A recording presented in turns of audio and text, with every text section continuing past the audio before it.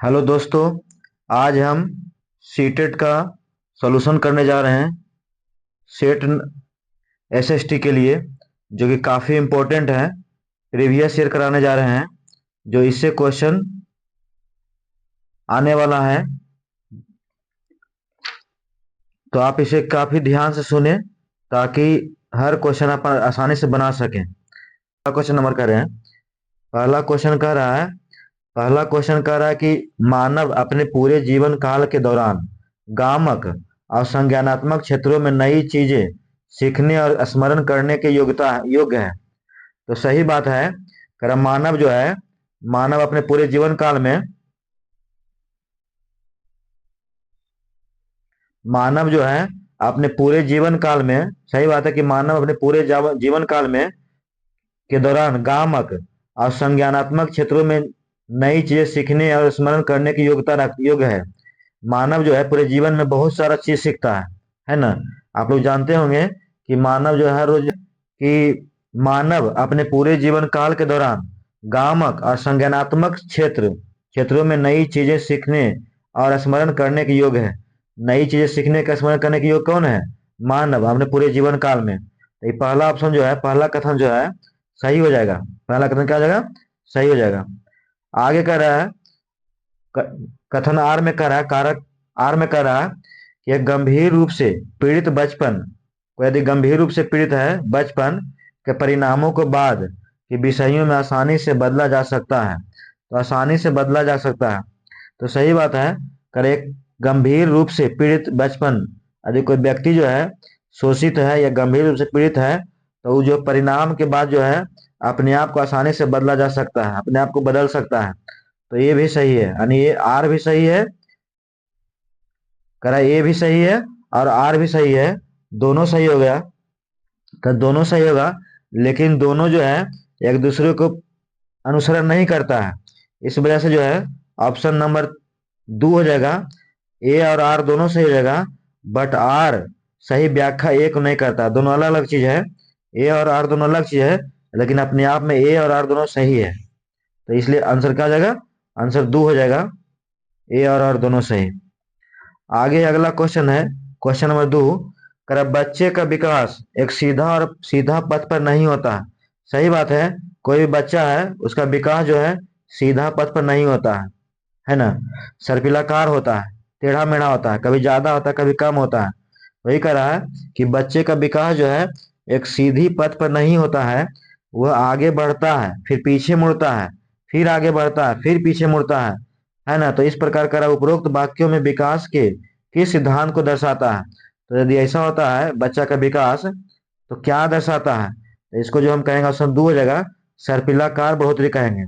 जो आगे बढ़े पीछे बढ़े बच्चा का विकास वो क्या कहलाएगा? सर्पिलाकार बढ़ोतरी कहलाता है। इसलिए ऑप्शन क्या हो जाएगा? ऑप्शन 2 हो जाएगा, सर्पिला बढ़ोतरी।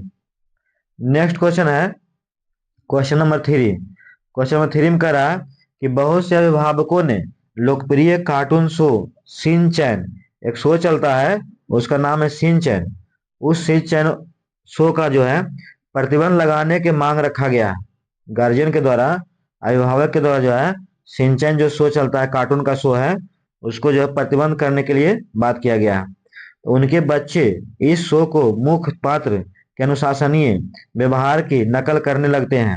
यह बच्चों के समाजीकरण पर प्रभाव को दर्शाता है। तो किस तरह के प्रभाव को दर्शाता है, यानी किस प्रभाव कारण ऐसा होता है? तो ये मीडिया का प्रभाव कारण ऐसा होता है, यानी जो नकारात्मक प्रभाव पड़ रहा बच्चों में सिन चैन जो है देखने के कारण, तो मीडिया कारण ऐसा हो रहा है ना। तो आंसर इसका एक हो जाएगा, मीडिया।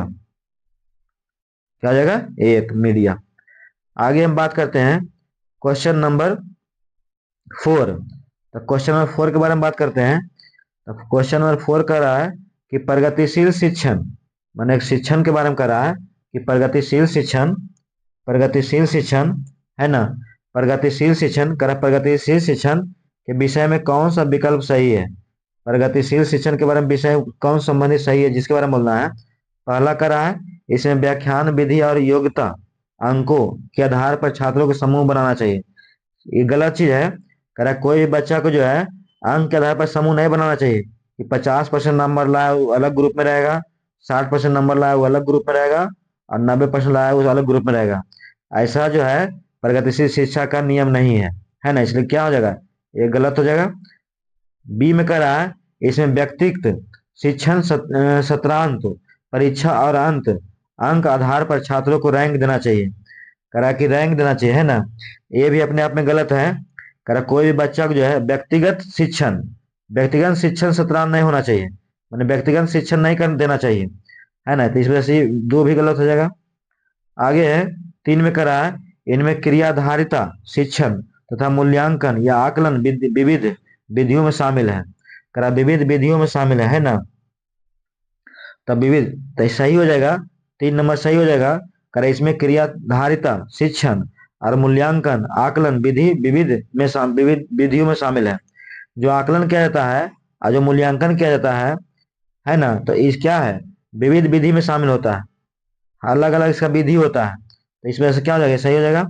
लेकिन कह रहा है 4 ऑप्शन में कह रहा है कि अभिक्रमित अनुदेशन और प्रोत्साहन के लिए उपयोग दंड, कभी भी बच्चा को दंड देने के बात नहीं किया गया है, नया जो करिकुलम आया है उसके तहत, यानी 4 जो गलत हो जाएगा, यानी 3 क्या हो जाएगा, सही हो जाएगा। यानी इस प्रकार का आंसर क्या हो जाएगा, इनमें क्रियाधारिता शिक्षण तथा मूल्यांकन या आकलन विविध विधियों से शामिल है, मतलब आकलन जो है विभिन्न विधि से किया जाना चाहिए, ना कि आकलन एक विधि से किया जाना चाहिए, तो इसलिए ऑप्शन क्या हो जाएगा, 3 सही हो जाएगा। आगे है क्वेश्चन नंबर 5। पियाजे पियाजे यानी जीन पियाजे, उल्टा लिख दिया है, पियाजे आगे लिख दिया, जीन बाद में कर दिया, यानी जीन पियाजे। कह रहा पियाजे जीन ने जो है विकासात्मक अवस्थाओं को किस क्रम में प्रतिपादित किया है। तो कह रहा जीन पियाजे जो है विकासात्मक जो अवस्था है, मैंने विकास का जो अवस्था है किस प्रतिपादित किया है ना, तो इसका आंसर जो है आपका एक हो जाएगा। सबसे पहले जो पूर्व संक्रियात्मक अवस्था की बात किया था, जीन पियाजे जो है सबसे पहले पूर्व संक्रियात्मक अवस्था की बात किया है, पूर्व संक्रियात्मक अवस्था के बाद संवेदी गामक अवस्था के बारे में बात किया है ना। पूर्व संक्रियात्मक अवस्था के बाद जो है संवेदी गामक अवस्था के बारे में बात किया है। उसके बाद मूर्त मूर्त संक्रियात्मक अवस्था के बारे में बात किया है। किसके बारे में बात किया है, मूर्त संक्रियात्मक अवस्था के बारे में। उसके बाद लास्ट है औपचारिक संक्रियात्मक अवस्था, यानी उसके बाद औपचारिक संक्रियात्मक अवस्था के बारे में बात किया। यानी इस प्रकार जो है जीन पियाजे का जो विकासात्मक अवस्था है वो एक आंसर हो जाएगा। पहले पूर्व संक्रियात्मक करेगा, उसके संवेदी गामक अवस्था करेगा, फिर मूर्त सक्रिय माने मूर्त उसका रूप देगा, उसके बाद औपचारिक संक्रियात्मक अवस्था करेगा लास्ट में हमेशा औपचारिक रहता है, तो इसलिए ये क्या हो जाएगा, एक आंसर हो जाएगा। आगे हम बात कर रहे हैं, बाकी सब गलत है। क्वेश्चन नंबर 6 के बारे में बात कर रहे हैं कि जीन पियाजे के अनुसार निम्नलिखित में से किस प्रश्न को केवल औपचारिक संक्रियात्मक स्तर के ही बच्चे हल पाएंगे। करेक्ट, जीन पियाजे के अनुसार जो है केवल औपचारिक है ना संक्रियात्मक स्तर के ही बच्चे हल पाएंगे। तो 6 के आंसर जो हो जाएगा, क्या हो जाएगा, 6 के आंसर में कर रहा है, 6 के आंसर है ना, कह रहा है कि जीन पियाजे के अनुसार जो है किस प्रश्न को केवल है ना औपचारिक संक्रियात्मक स्तर ही बच्चे हल कर सकते हैं, यानी औपचारिक स्तर पर कर सकता है, ना कि अनौपचारिक स्तर पर। तो इसका आंसर है, इसका आंसर हो जाएगा ऑप्शन नंबर 2 हो जाएगा। बुक में इसका आंसर गलत दिया हुआ है, लेकिन इसका आंसर 2 होगा, है ना। यदि ये तुलनात्मक रूप से बी से बड़ा है और बी सी से बड़ा है, तो ए सी का संबंध यदि बताया जाएगा तो क्या हो जाएगा, एच ई क्या हो जाएगा, तो संक्रियात्मक स्तर हो जाएगा, है ना। यदि बताएगा ये तुलनात्मक रूप से करेगा। नंबर 7 कर ले बैगोस्की, है ना, कर ले बैगोस्की के अनुसार निम्नलिखित में कौन सा कारक अधिगम को प्रभावित करता है। कर ले बैगोस्की के अनुसार जो है कौन सा अधिगम कारक को प्रभावित करता है, तो अधिगम कारक को प्रभावित जो करता है ना, कौन करता है बताना है, तो इसका आंसर 3 हो जाएगा, है ना, 1 2 और 3, 1 2 और 3। कह रहा है कि ले बैगोस्की के अनुसार निम्नलिखित कौन सा है जो कारक अधिगम को प्रभावित करता है। तो देखिए सामाजिक अंतःक्रिया अधिगम को प्रभावित करता है, सामाजिक अंतःक्रिया से ही जो है अधिगम में विकास होता है।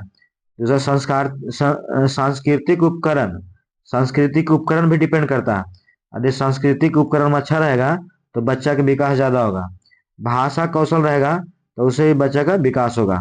इस वजह लेव बैगोसी कहा था कि बच्चा को सामाजिक अंतःक्रिया करना चाहिए, सांस्कृतिक उपकरण होना चाहिए और उसका भाषा होना चाहिए। यानी इसलिए आंसर क्या हो जाएगा, 3 हो जाएगा, 1, 2 और 3। क्योंकि ले बैगोस्की जो है SCL का बात किए थे, है ना। एस से सामाजिक अंतःक्रिया हो जाएगा, सी से कल्चरल हो जाएगा, सांस्कृतिक हो जाएगा, एल से लैंग्वेज होगा, भाषा हो जाएगा, SCL।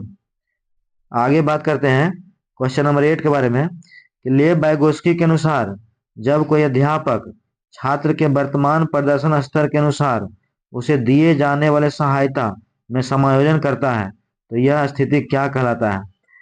सही बात है।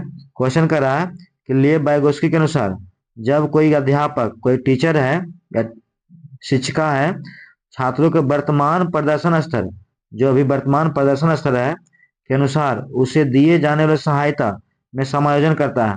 मैंने जो बच्चा जान रहा है उस जानकारी में जो है टीचर जो सहायता में समायोजन करता है, यानी सहायता में उसको मदद करता है, तो इस स्थिति में क्या कहलाएगा, तो इस स्थिति को जो है स्कैप फोल्डिंग कहलाएगा, है ना। इस स्थिति क्या कहलाएगा, स्कैप फोल्डिंग, यानी उसको मदद सिर्फ करना, टीचर का काम सिर्फ मदद करना, ना कि उसके बारे में उसके लिए पढ़ना या पढ़ाना। स्कैप फोल्डिंग, है ना। स्कैप फोल्डिंग में जैसे मचान हो गया, मचान काम करता है जो हेल्प के काम करे, है ना, सपोर्टिव हो, उसी को स्कैप फोल्डिंग कहते हैं। इसलिए ऑप्शन क्या हो जाएगा, डी हो जाएगा।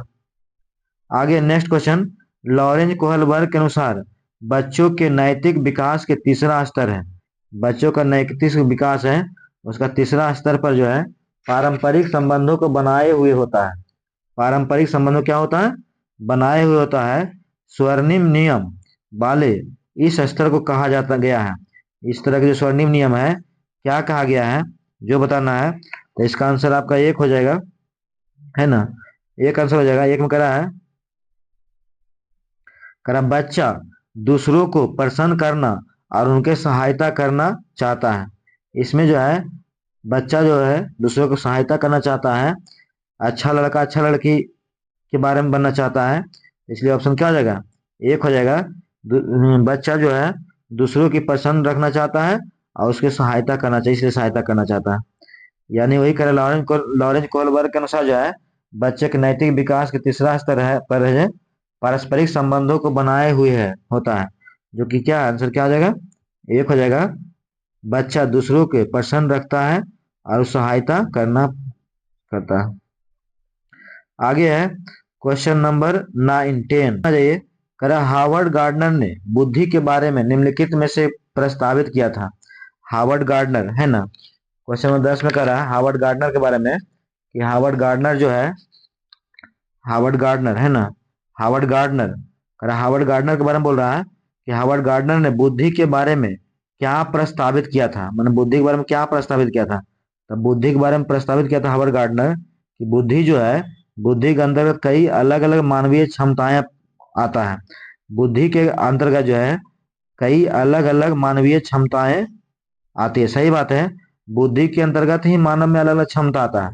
और जितना व्यक्ति में किसी में बुद्धि ज्यादा होता है, किसी में बुद्धि कम होता है, तो जिस व्यक्ति में बुद्धि ज्यादा होगा उसमें मानवीय क्षमता ज्यादा रहेगा, और जिसमें बुद्धि कम रहेगा उसमें मानवीय क्षमता क्या हो जाएगा, कम हो जाएगा। इसलिए जो है आंसर 4 हो जाएगा। तो वही कह रहा है कि हार्वर्ड गार्डनर ने बुद्धि के बारे में प्रस्तावित किया था कि बुद्धि के अंतर्गत कई अलग अलग मानवीय क्षमता भी आता है। बुद्धि के कारण जो है अलग अलग मानवीय क्षमता भी आता है। ऑप्शन क्या हो जाएगा, 4। आगे है 11 नंबर क्वेश्चन। बहुत से टेलीविजन विज्ञापनों में पुरुष महिलाओं के उनके रूढ़िवादी भूमिकाओं में दर्शाते हैं।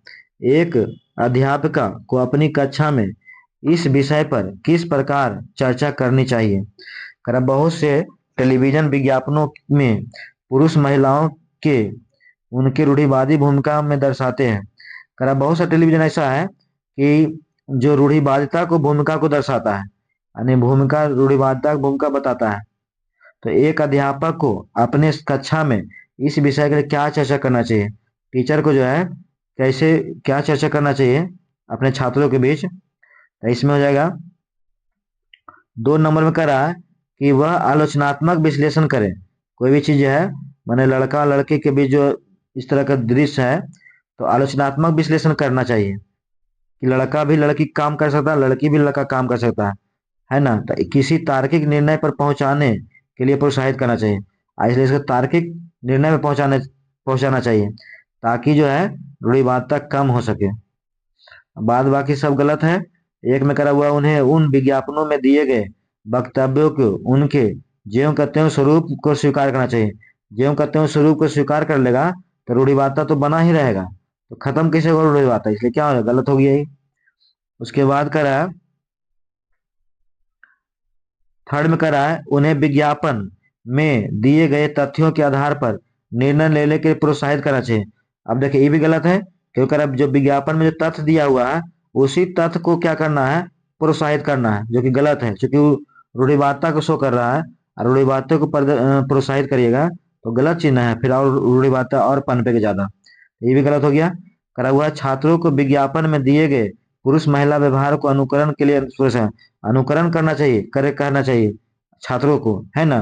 पुरुष महिला का जो व्यवहार शो किया उसमें, ये भी गलत हो गया। यानी ऑप्शन क्या हो जाएगा, इसमें सही हो जाएगा, 2 नंबर सही हो जाएगा कि वह आलोचनात्मक विश्लेषण करे, दोनों के बीच आलोचनात्मक विश्लेषण करे कि लड़की के काम भी लड़का कर सकता है, लड़का के काम भी लड़का कर सकता है।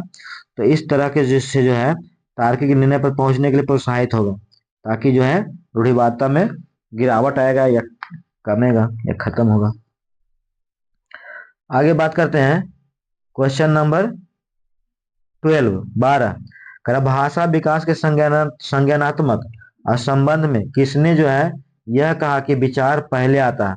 तो देखिए करा विचार पहले आता, किसने कहा था, तो पहले आता है, सबसे पहले याद रखना पियाजे ने कहा था। अब कैसे याद रखना कि पियाजे कहा था, कौन कहा था, कंफ्यूजन इसमें होगा हमेशा, हमेशा एग्जाम में पूछेगा भी इसको। तो देखिए जब भी आदमी कोई प्याज खाता है तो दिमाग एकदम विचार आने लगता है, दिमाग में नया नया विचार आने लगता है, दिमाग एकदम आंसू आने लगता है, दिमाग एकदम चकराने लगता है ना। तो विचार पहले आएगा।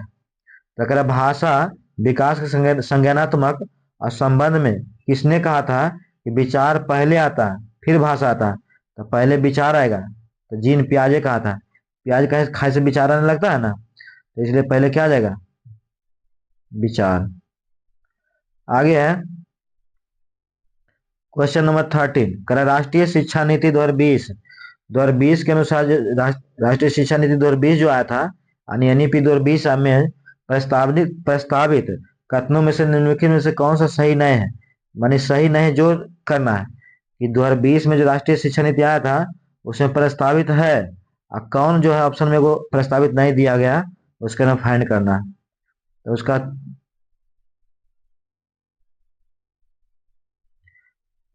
13 हो जाएगा, 13 में आपका आंसर हो जाएगा, दो आंसर हो जाएगा, दो दो में करा कि एनईपी 2020 रचनात्मक मूल्यांकन से योगात्मक मूल्यांकन की ओर, है ना, परिवर्तन का प्रस्ताव रखता है।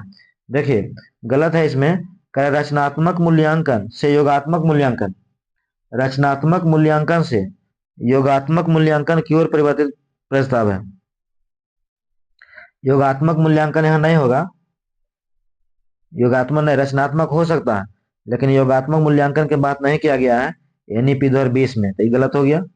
बाकी सब सही है। पहला हम करा एनईपी 2020 में मूल्यांकन के लिए विभिन्न प्रकार के विधियां और योजना जैसे कि समूह कार्य करना, सही बात है कि एनईपी 2020 में कहा गया है कि विभिन्न प्रकार का विधि अपनाना चाहिए शिक्षा के लिए, या फिर विभिन्न प्रकार की योजना अपनाना चाहिए, या समूह कार्य देना चाहिए बच्चों को ताकि वो कर सके। अब भूमिका निर्वहन करने के बाद कहा गया है, यानी बोला सही है। तो ऐसा कहा गया है एनईपी 2020 के अनुसार के तहत। और उसके बाद है थर्ड में कह रहा है कि एनईपी 2020 में जो प्रस्तावित करती है कि शिक्षक द्वारा किए गए आकलन से अलग आकलन के अन्य मार्गों जैसे कि स्व आकलन और समूह आकलन को भी प्रोत्साहित कर दे। स्व आकलन को प्रोत्साहित करने के बाद कहा गया है ना, एनईपी 2020 के अनुसार जो है स्व आकलन करेगा तभी आगे डेवलप होगा, आगे दिमाग विकसित होगा, क्योंकि क्या कमी है क्या और पूरा करना है ना, स्व आकलन से ही पता चलेगा। इस प्रकार ही सही हो गया। उसका 4 ऑप्शन का इसी का कि एनईपी 2020 प्रस्ताव रखती है कि छात्रों के उन्नति पत्र में अनेक संज्ञानात्मक भावात्मक आयामों में प्रगति सम्मिलित होना चाहिए। सही बात है, ये भी सही है। संज्ञानात्मक भी नया नया संज्ञानात्मक आना चाहिए, नया नया भावात्मक आयाम भी होना चाहिए। एनईपी 2020 में कहा गया है कि नया नया भावात्मक आयाम होना चाहिए और संज्ञानात्मक भी होना चाहिए, सम्मिलित होना चाहिए। यानी इस प्रकार सही हो गया। तो आंसर इसका क्या हो जाएगा? आंसर इसका दो हो जाएगा। दो में कह रहा था कि योगात्मक के बात कर रहा था, जबकि योगात्मक बात गलत है, नहीं कहा गया है एनईपी 2020 के अंतर्गत। आगे है क्वेश्चन नंबर 14। क्वेश्चन नंबर 14 में करा क्या किसी कक्षा में धीमी या मेधावी और औसत गति से सीखने वाले शिक्षार्थी जैसे शब्दावली विद्यार्थियों का उल्लेख करने के लिए प्रयोग में लानी चाहिए।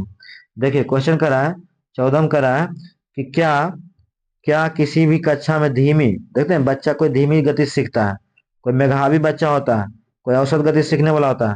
तो ये क्या किसी कक्षा में धीमी या मेधावी और औसत गति से सीखने वाले विद्यार्थी जैसे शब्दावली विद्यार्थी का उल्लेख करने के लिए प्रयोग करना चाहिए। तो इसमें आंसर हो जाएगा आपका दो हो जाएगा। दो में कि जी नहीं, ये शब्दावली विद्यार्थियों का योग्यता के आधार पर उनका नामकरण करता है, जो समावेशी नहीं है। माने योग्यता के आधार पर नहीं करना है ना। वही कि जैसे शब्दावली विद्यार्थी का उल्लेख करना, विद्यार्थी को उल्लेख करना, धीमी गति के आधार पर उल्लेख करना है, मेधावी का मेधावी के आधार पर उल्लेख करना है। यानी इस उल्लेख करने के बाद नहीं कहा गया यानी सब स्टूडेंट के समान समझा गया, या धीमी गति से समझे तब, या मेधावी हो तब, या औसत गति से हो तब, सबको जो है समान समान समान अर्थों में समझना है। तो इसीलिए जो है ये आंसर सी हो जाएगा। सी में जी नहीं, ये शब्दावली जो है विद्यार्थी को योग्यता के आधार पर उनका नामकरण करती है, जो समावेशी नहीं है। यदि ऐसा करेगा तो उसको मैंने योग्यता के आधार पर नामकरण कर देगा कि तेज बच्चा है, कमजोर बच्चा है, जिसके कारण वो क्या होगा, फ्रस्ट्रेट होगा बच्चा। तो इसलिए ऐसा करने के बाद नहीं कहा गया। तो इसलिए दो गलत हो जाएगा, बाकी सब सही है। एक में जी हाँ, यह विद्यार्थी को अपने अपने निष्पादन के स्तर को समझने में मदद करता है। 15 में एक अध्यापिका को अपने कक्षा कक्ष में किन विभिन्नताओं को सम्मान देना और सम्मिलित करना चाहिए। क्वेश्चन 15 में कि एक अध्यापिका को यानी टीचर को अपने कक्षा कक्ष में यानी क्लासरूम में किन विभिन्नताओं को सम्मान देना चाहिए। मैंने कौन सा विभिन्नता है यानी कौन सा अलग डिफरेंसेज है, उसको सम्मान देना चाहिए, है ना। तो कौन सा विविधता को सम्मान देना चाहिए। तो इसका आंसर हो जाएगा, दो आंसर हो जाएगा सामाजिक संस्कृति का। सामाजिक संस्कृति का जो है बच्चा को जो है अध्यापिका के द्वारा सम्मान करना चाहिए। बाकी है ना, क्षेत्रीय आधार पर, आर्थिक आधार पर, भाषाई आधार पर नहीं, सामाजिक स्तर पर सबको समान मानना है, न कि क्षेत्र के आधार पर समान मानना है। ये क्षेत्र के है तो सब बराबर है और बाकी क्षेत्र वाला सब बराबर नहीं है।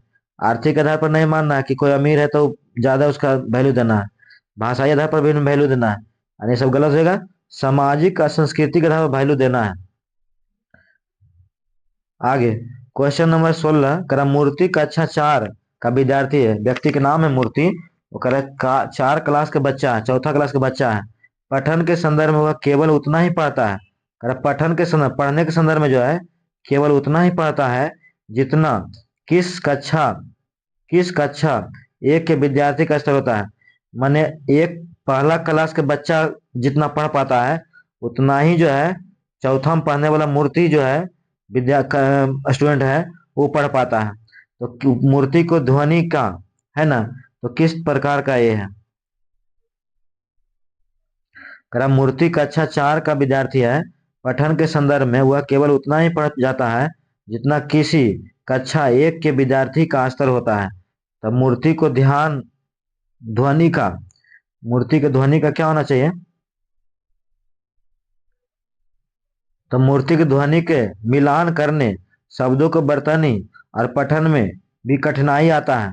अब कह रहा है कि मिलान करने में भी और शब्द के बरतनी में भी, है ना, पठन में भी कठिनाई आता है, बरतनी करने में भी कठिनाई आता है और पठन में भी कठिनाई आता है।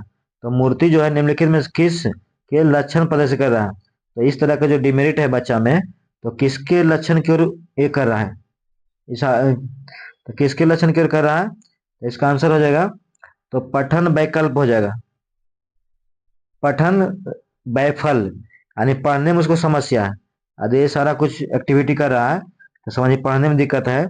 यदि मूर्ति कक्षा 4 का विद्यार्थी है तो पठन के संदर्भ में वह केवल उतना ही पढ़ता जाता है जितना किसी कक्षा 1 के विद्यार्थी का स्तर होता है। मूर्ति का ध्वनि का मिलान करने, जो ध्वनि का मिलान करने में, शब्दों को बर्तनी करने में, पठन में भी कठिनाई आता है। तो मूर्ति जो है निम्नलिखित किस तरह का लक्षण प्रदर्शित कर रहा है? तो पठन में दिक्कत कर रहा है उसको, है यानी पढ़ने में उसको क्या है, दिक्कत है। आगे है, एक शिक्षिका अपनी कक्षा में सृजनात्मक विद्यार्थी की पहचान कैसे कर सकता है? अब कह रहा है कि एक शिक्षक के बारे में कह रहा है कि शिक्षिका जो है, टीचर, महिला टीचर है, यानी शिक्षिका अपने कक्षा में कैसे पता कर सकता है कि सृजनात्मक विद्यार्थी का पहचान कैसे कर सकता है कि बच्चा जो सृजनात्मक है, कैसे पता कर सकता है? तो इसके लिए जो है ऑप्शन नंबर 3 हो जाएगा। 3 में कह रहा है,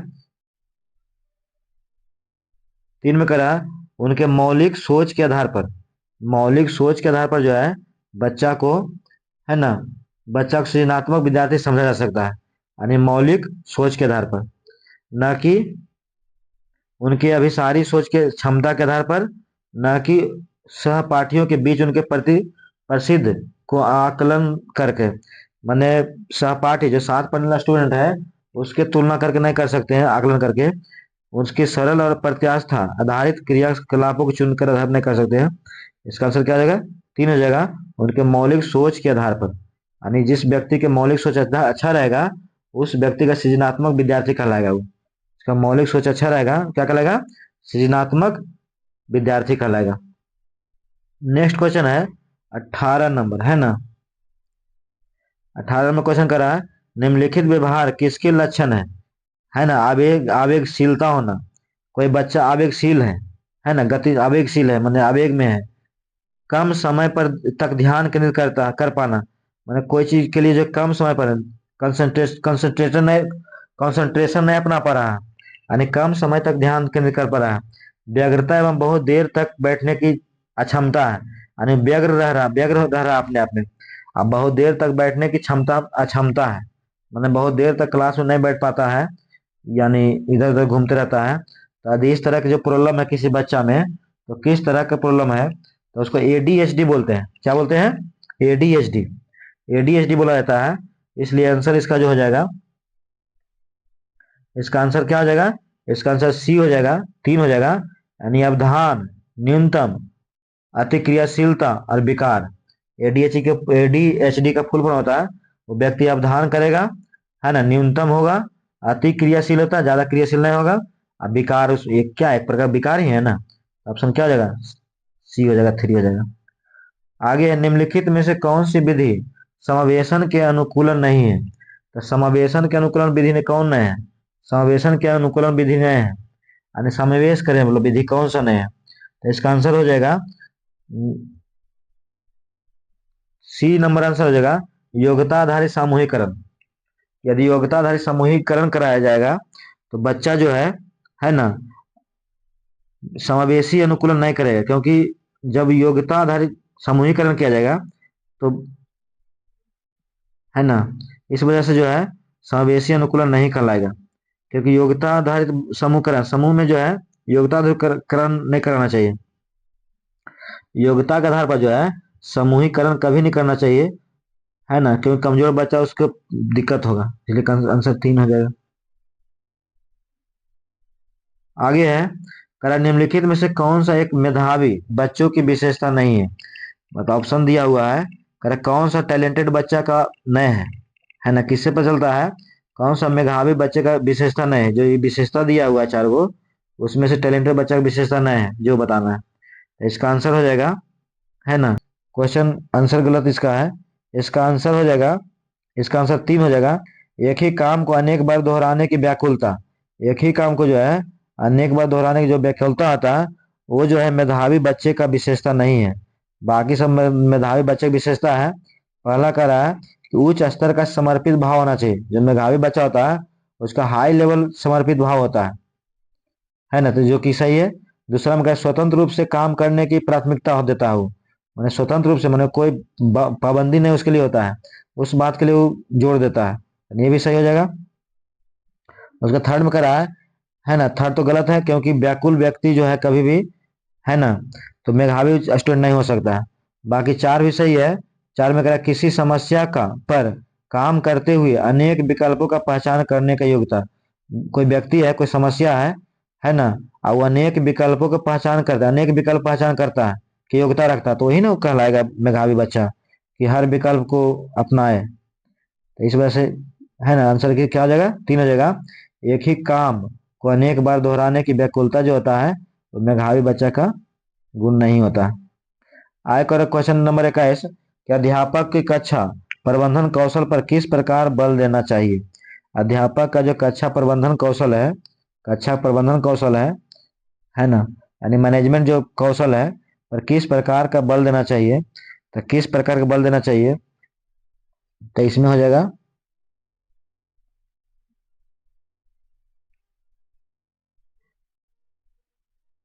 करेक्ट, किस प्रकार का बल देना चाहिए, तो इसका आंसर हो जाएगा 4 नंबर, कि अपनी प्रतिक्रियाओं के लिए प्रचुर अवसर देना।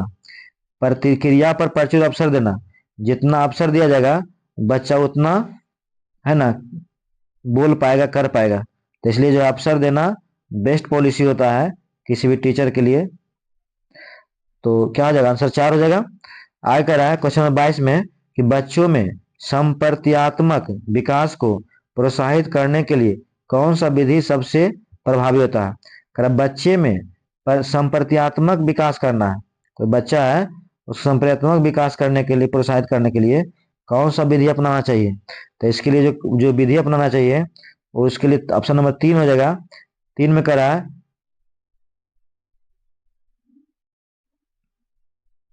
3 में करा कि बहुत से उदाहरण एवं गैर उदाहरण देने और बच्चों को तर्क शक्ति का उपयोग करने के लिए प्रोत्साहित करने। सही बात है। जब बच्चा को जो बहुत गैर उदाहरण दीजिएगा, उदाहरण दीजिएगा, और उदाहरण गैर उदाहरण भी दीजिएगा, थोड़ा लिंक से हट के भी उदाहरण दीजिएगा, तो बच्चे में तर्क शक्ति का उपयोग करने के लिए प्रोत्साहित करना है, तो इससे बच्चा का क्रिएटिव माइंड बनेगा। तो इसलिए आंसर हो जाएगा, क्या हो जाएगा, तो वही, तो उसी तरह बच्चा संप्रत्यात्मक विकास कहलाएगा, यानी संप्रत्यात्मकता विकास को प्रोत्साहित करेगा। जब बच्चा को गैर उदाहरण दिया जाएगा या उदाहरण दिया जाएगा और उसको प्रोत्साहित करने का काम करेगा, यानी क्या जाएगा, ऑप्शन नंबर 3 आंसर हो जाएगा।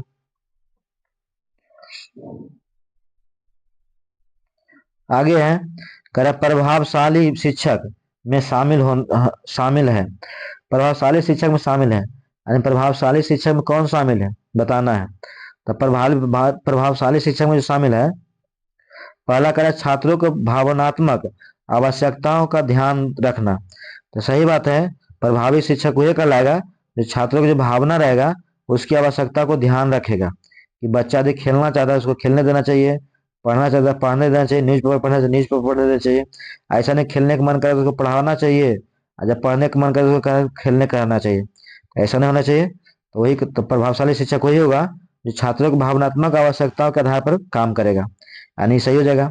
2 में करा पाठ्यचार और आकलन को छात्रों की आवश्यकता अनुकूलन बनाता है। सही बात है, पाठ्यचार जो है और आकलन, जो पाठ्यचार होता है पाठ पढ़ने का जो ये होता है, और जो आकलन को जो है छात्रों का आवश्यकता अनुकूल बनाता है। ये आकलन करने से जो है आवश्यकता को अनुकूल बनाता है छात्र का, यानी दो भी क्या हो जाएगा, सही हो जाएगा। उसका थर्ड में कह रहा है कि छात्र संवाद हेतु लचीला समूह निर्माण। सही बात है, छात्र के संवाद के लिए जो है लचीला समूह निर्माण करना चाहिए, ना कि कठोर निर्माण करना चाहिए, जो कि क्या, ये भी सही हो जाएगा, यानी एक भी सही, दो भी सही और तीन भी सही। चौथा में कह रहा है कठोर कक्षा नियंत्रण प्रबंधन करना चाहिए। देख, कक्षा कठोर प्रबंधन नियंत्रण करे बात कभी नहीं किया गया, यानी स्कूल में जो है शिक्षा के क्षेत्र में जो है कठोर की कभी बात ही नहीं किया गया है, इसलिए कठोर क्या हो जाएगा, गलत हो जाएगा। यानी इस प्रकार जो आंसर हो जाएगा आपका 1, 2 और 3, यानी 2 नंबर ऑप्शन हो जाएगा, 1, 2 और 3। आगे नेक्स्ट क्वेश्चन है, कर रेखा ने कर रेखा ने जो है अपनी छात्राओं को भारत का मानचित्र दिया। रेखा ने जो है अपने छात्राओं को, है ना, भारत का मानचित्र दिया, भारत का मानचित्र दिया। रेखा ने जो अपनी छात्राओं को भारत का मानचित्र दिया, ठीक। अंतर्ज्ञान अनुमान के आधार पर मुख्य नगरों के स्थान बताने का उत्साहित किया, और उसके बाद नगर के बारे में बताने का उत्साहित किया कि आप नगर बताओ, है ना। उसका यह शिक्षण कौन सा उपागम कहलाएगा? तो इस तरह का जो शिक्षण दे रहा है उसका क्या, किस तरह का उपागम कहलाएगा? तो इसका उपागम जो है खोज शिक्षण के बारे में हो गया। यानी कोई महानगर के बारे में मानचित्र में खोजने का रहा है, यानी खोजने की बात कर रहा है, उसके दिमाग मेमोरी में बात आएगा, ना कि रटने की बात आएगा, ना कि अभिनव अनुदेश के बारे में बात आएगा। अनावृत्ति शिक्षण नहीं है, ये तो अच्छा बात है कि मैप के द्वारा पढ़ाया जाना।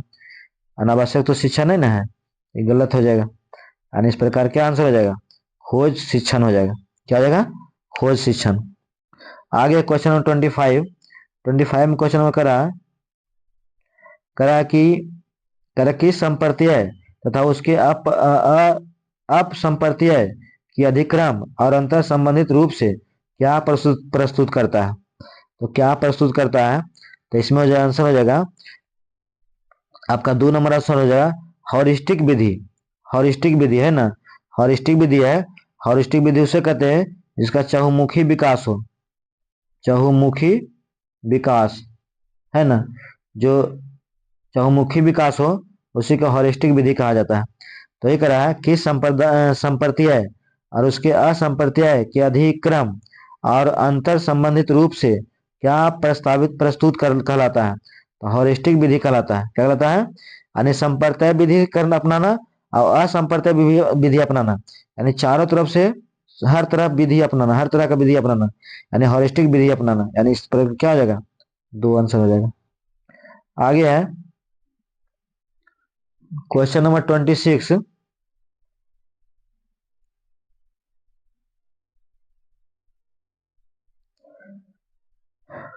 क्वेश्चन नंबर 26 के बारे में करा कि शिक्षक की कई रिपोर्ट यह दिखा रही है कि विद्यार्थी प्रत्याशित अधिगम स्तरों से कम प्रदर्शन कर रहा है। शिक्षक एक रिपोर्ट जारी किया है और उस रिपोर्ट में ऐसा साबित हुआ, ऐसा पता चला है कि विद्यार्थी जो है जितना अधिगम होना चाहिए, स्तर होना चाहिए, उससे कम प्रदर्शित कर रहा है। तो इस अधिगम के अंतर्गत को जो है समझने के लिए विश्लेषण की प्रथम इकाई क्या होना चाहिए? इस चीज को समझने के लिए प्रथम इकाई क्या होना चाहिए? तो इसके लिए समझने के लिए प्रथम इकाई जो होना चाहिए आपका होना चाहिए, आंसर हो जाएगा इसका समुदाय। समुदाय यानी समुदाय के में प्रॉब्लम है तब जो है बच्चा में इस तरह के अधिगम स्तर में कमी आ रहा है। समुदाय का अर्थ होता है यहाँ हुआ, है ना, विद्यालय तंत्र। समुदाय का अर्थ हुआ विद्यालय, विद्यालय तंत्र, है ना। समुदाय का मतलब हुआ विद्यालय तंत्र से बात है। समुदाय के मतलब है विद्यालय तंत्र से यहाँ है। निकाय से कोई नहीं है, बच्चा कोई दिक्कत नहीं है, अभिभावक का कोई काम नहीं, समुदाय यानी समुदाय मैंने पूरा विद्यालय तंत्र हो गया। यानी संसाधन में कमी होना, माहौल में कमी होना, ये सब कारण जो है पूरा बच्चा के साथ जो है ना, जितना विकास होना चाहिए उतना विकास अधिगम में नहीं हो रहा है। तो ये क्या है? समुदाय। नेक्स्ट क्वेश्चन है करा कि बच्चे पढ़ाई के लिए आंतरिक रूप से प्रेरित होते हैं जब, का क्वेश्चन करा है, बहुत अच्छा क्वेश्चन करा है। हमेशा क्वेश्चन पूछते रहता है सीडीपी में कि बच्चा पढ़ाई के लिए आंतरिक रूप से अभिप्रेरित होता है। बच्चा जो है आंतरिक रूप से अभिप्रेरित कब होगा ये बताना है। तो बच्चा आंतरिक रूप से अभिप्रेरित तब होगा जब, है ना, उसके शैक्षणिक वातावरण उनके अपनत्व का भाव, माने अपनत्व का भाव दे। उसका जो शैक्षणिक वहां का वातावरण है, जो उस स्कूल का शैक्षणिक वातावरण है, उसको अपनापन का भाव दे, तब बच्चा जो है क्रिया शक्ति तीव्र लाता है। बच्चा जो है तीव्र गति से सीखता है। जब वो बच्चा का मन नहीं लगेगा, है ना, अपनापन भाव नहीं आएगा, तो बच्चा ज्यादा सीख नहीं पाएगा। इसलिए ऑप्शन क्या हो जाएगा? सी आंसर हो जाएगा, 3 हो जाएगा कि उनका शैक्षणिक वातावरण उनके भावात्मक भाव, उनकी क्रिया शक्ति को तीव्र लाता है। आगे है क्वेश्चन नंबर 28। कौन सा संवेग संपूर्ण सीखने की प्रक्रिया को प्रोत्साहित करता है? कौन सा संवेग ऐसा है कि अर्थपूर्ण सीखने की प्रक्रिया को प्रोत्साहित करता है? क्या ऐसा है जो अर्थपूर्ण सीखने की प्रक्रिया को प्रोत्साहित करता है? तो जिज्ञासा। यदि कोई व्यक्ति जिज्ञासा रहेगा, पढ़ाई के प्रति जिज्ञासु रहेगा, तो अर्थपूर्ण सीखेगा, ध्यान से सुनेगा, ध्यान सीखेगा। लेकिन यदि लज्जा रहेगा, लजाएगा, तो अर्थपूर्ण नहीं सीख पाएगा, जितना सीखना चाहिए नहीं सीख पाएगा। डर रहेगा तब भी नहीं सीख पाएगा। निराश रहेगा, खीन रहेगा, है ना, मन नहीं लगेगा, तब भी नहीं अर्थपूर्ण सीखेगा। इसलिए आंसर इसका क्या हो जाएगा? आंसर 4 हो जाएगा, जिज्ञासा। यानी संवेग अर्थपूर्ण सीखने की प्रक्रिया को प्रोत्साहित करेगा जब बच्चा में जिज्ञासा होगा तब। आगे है क्वेश्चन नंबर 29, कह रहा कथन ए कह रहा कारण ए आर है। ए में कह रहा कि बच्चों द्वारा निर्मित सहज या अंतर्ज्ञान सिद्धांतों को उन्हें साझा करने के लिए उन्हें प्रोत्साहित करना चाहिए। कह रहा बच्चे द्वारा निर्मित सहज और अंतर्ज्ञान सिद्धांतों को, बच्चा जो है एक सहज, है ना, निर्मित किया है या अंतर्ज्ञान सिद्धांत दिया है, तो उसे जो उन्हें जो है साझा करने के लिए प्रोत्साहित करना चाहिए कि साझा करो, एक दूसरे से है ना, इंटरकनेक्ट करो। तो इस पर प्रोत्साहित किया है, तो क्या सही है? तो इसमें हो जाएगा, सही हो जाएगा कि सही बात, ऐसा प्रोत्साहित करना चाहिए, प्रोत्साहित करने देना चाहिए जो बच्चा सहज हो, है ना, उसके लिए। आ, उसके बाद आर में कह रहा है कि सभी बच्चे पूर्व संकल्पनाओं से वास्तविकता को प्रारंभ करता है। सभी बच्चे जो है पूर्व संकल्प, मतलब कोई बच्चा जो है पूर्व के चीजों से जोड़ता है ना, वास्तविक से कन्वर्ट करता है, और विद्यालय में उसकी समझ को ये संकल्पना प्रभावित करता है, और इसको क्या करता है, प्रभावित भी करता है क्लास में। तो आर भी क्या हो जाएगा, सही हो जाएगा, यानी ये भी सही हो जाएगा, आर भी सही होगा। सही बात है कि जो है बच्चा जो है एक दूसरे से जोड़ता है, पूर्व ज्ञान को नया ज्ञान से जोड़ता है। तो इस प्रकार जो है आपका आंसर हो जाएगा 1 नंबर हो जाएगा, यानी ये आर दोनों सही है। आर आर जो है एक का व्याख्या भी करता है। आगे है question number 30 number, last number question है, करा रचनात्मक, जो कि काफी इंपॉर्टेंट क्वेश्चन है। रचनात्मक कक्षा में किस तरह के क्रिया कलापों पर बल देना चाहिए? यदि रचनात्मक कक्षा है ना, क्रिएटिव क्लासरूम है, तो किस तरह के जो है क्रियाकलाप पर बल देना चाहिए? तो किस तरह क्रियाकलाप पर बल देना चाहिए? तो सबसे आंसर इसका एक ही हो जाएगा, जो चुनौतीपूर्ण हो, है ना, या समालोचनात्मक चिंतन को अनुमति दे। करा कि रचनात्मक कक्षा तभी होगा जब चुनौतीपूर्ण हो या फिर समालोचनात्मक चिंतन के अनुरूप हो तब। यानी ऑप्शन नंबर 30 एक सही हो जाएगा। तो इस प्रकार सीडीपी का क्वेश्चन